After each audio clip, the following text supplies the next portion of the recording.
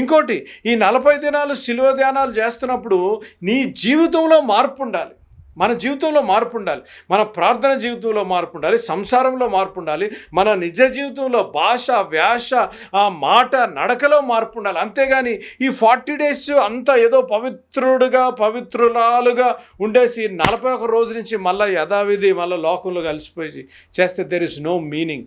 40 రోజులు సిలువ ధ్యానాలు, ఎన్ని ధ్యానాలను పట్టిండైనా, ఎన్ని మెసేజెస్ చూసినా, నీ భాషలో, నీ హృదయంలో, నీ జీవితంలో మార్పు లేకపోతే నేను చెప్తున్నాను, ఎన్ని ఉపవాసాలు, ఎన్ని సంవత్సరాలు చేసినా సరే అది ఆచారమే కానీ it is not a heart transforming experience. అందుకని అనేక సార్లు నేను చెప్తాను, యేసుప్రభు మతం మార్చే దేవుడు కాదు, యేసుప్రభు హృదయాన్ని మార్చే దేవుడు.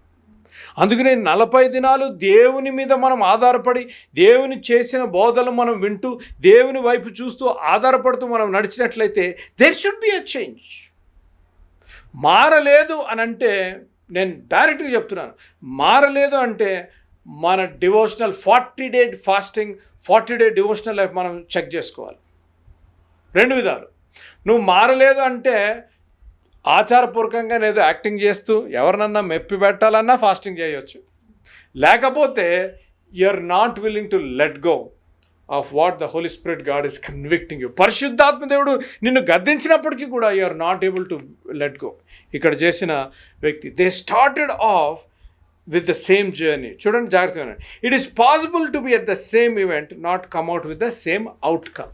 అనగా మనం ఒకే దగ్గర ఉండొచ్చు కానీ మనం తీసుకునే నిర్ణయము వేరేగా ఉండవచ్చు కదా. అనేకసార్లు గొడవ అయినప్పుడు ఆ గొడవ హీట్లో మనం ఉండొచ్చు కానీ the decision is an hours. That is what I'm trying to tell you. మన మనస్సు, మన హృదయం, మనం తీసుకునే డెసిషన్ మీద మన జర్నీ, మన విశ్వాస యాత్ర డిపెండ్ అయి ఉంటుంది అనేక సార్లు. ఎందుకు మనకు శాంతి లేదు, సమాధానం లేదు, ఎందుకు మన జీవితంలో తృప్తి లేదు, ఎందుకు మన జీవితంలో కంటెంట్మెంట్, ఫుల్ఫిల్మెంట్ లేదు అనగా the decisions what we are taking are wrong.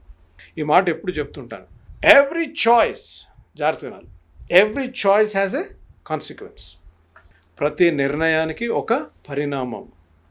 కానీ దీన్ని నేను ఎక్స్టెండ్ చేస్తాను. Every choice has a consequence. మీరు వివాహంలో కావచ్చు, రిలేషన్షిప్లో కావచ్చు, ఆఫీస్లో, ఎనీ డెసిషన్ అది పాజిటివ్, మీరు తీసుకునే నిర్ణయం మీద డిపెండ్ అయి ఉంటుంది ఆ కాన్సిక్వెన్స్, పాజిటివా నెగిటివా అని. కానీ ఒకవేళ మీరు ఏదైనా తప్పిద నిర్ణయం తీసుకున్నారు, వివాహంలో తప్పిద నిర్ణయం, కెరియర్లో, జాబ్లో, లేకపోతే సేవలో, లేకపోతే కుటుంబంలో ఏదన్నా తప్పిదం చేసుకున్నారు అనుకోండి, the choice what you take will have a consequence. జాగ్రత్తగా ఉండండి. The consequence can be changed by Christ. ఏమే, దేవుడే మార్చగలరు. ఎటువంటి పాపినైనా, ఎటువంటి నిర్ణయం తీసుకున్నా సరే మనం దేవునికి అప్పచెప్పినప్పుడు ఆ నిర్ణయాన్ని, ఆ పరిస్థితుల్ని మార్చగలిగిన దేవుడు. ఆపత్కాలమునందు నేను నిన్ను ఆశ్రయించగా నువ్వు నాకు ఉత్తరం ఇచ్చే దేవుడు. చెప్తాం చాలా ఈజీ.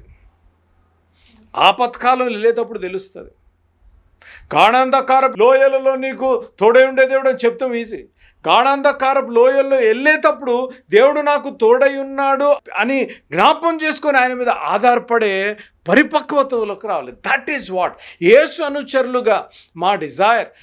యేసు అనుచరులుగా నేను, తమ్ముడు భక్సింగ్ గారు, మా తాపత్రయం ఏంటంటే స్టాఫ్ కానీ వినేవారు కానీ యేసు ప్రభు మీ విశ్వాస యాత్రలో మీరు స్పిరిచువల్ మెచ్యూరిటీ, అటువంటి స్పిరిచువల్ మెచ్యూరిటీలోకి రావాలి, ఎదగాలి అనే తాపత్రయం. That is what we want to offer, the spiritual growth.